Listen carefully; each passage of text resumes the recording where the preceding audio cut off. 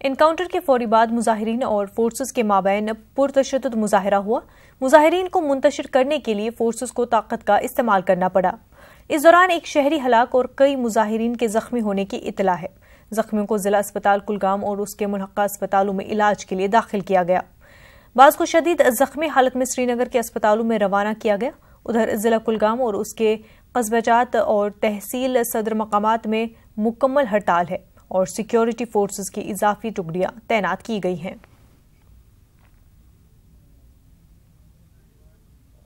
भोपाल आलमी तबलीगी इज्तिमा का आज तीसरा और आखिरी दिन है। दरस कुरान के साथ आखिरी दिन का इज्तिमा शुरू हुआ। लाखों फर्जंदान तौहीद इस इज्तिमा में शामिल हैं। अब तक मुल्क और बैरून मुल्क से 7 लाख से जायद फर्जंदान तौहीद भोपाल पहुंच चुके हैं।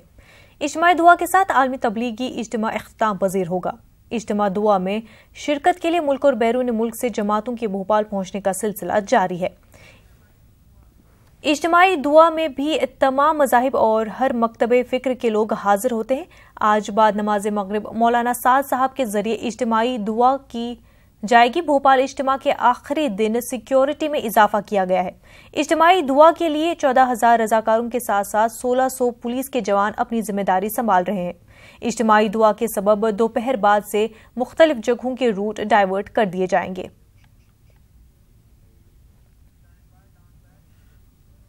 अयोध्या का माहौल इस वक्त इंतहाई हसास हो गया जब वीएचपी की जानिब से धर्म सभा मुनक्किद की गई है, जो शाम के 5 बजे तक जारी रहेगी। धर्म सभा में शामिल होने के लिए हजारों वीएचपी कारकुनान अयोध्या पहुंच चुके हैं। इस दौरान तरह तरह के नारे गूंज रहे हैं।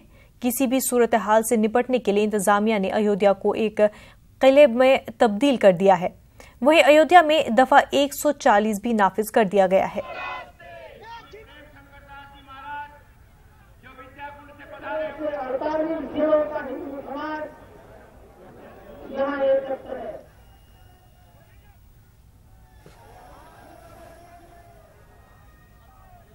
विश्व हिंदू परिषद के धर्म सभा में लाखों लोगों की भीड़ जुटी है, जहां आप देख सकते हैं कि लगातार जो जयकारे हैं वो चल रहे हैं, पताके जो हैं वो लहरा रहे हैं और जय श्री राम के नारे गूंज रहे हैं। दावा विश्व हिंदू परिषद कर रहा है कि राम मंदिर से कम हमें इतराज नहीं, बीजेपी सियासत कोई भी करे उससे हमें इतराज नहीं, राम मंदिर से कम हमें बर्दाश्त नहीं। आप देख सकते हैं बीजेपी के बहुत सारे नेता, सांसद, विधायक जगदम्बिका पाल यहाँ पर मौजूद है। किसी कोर्ट की जरूरत नहीं पड़ी। बहुत सारे विधायक और सांसद बीजेपी के यहाँ पर मौजूद है। जो पूरा रो है वो पूरा भरा हुआ है। कुल मिलाकर कहा जा सकता है कि जो मंच है, मंच पर संतों की जो ओंकार है वो दिखाई दे रही है।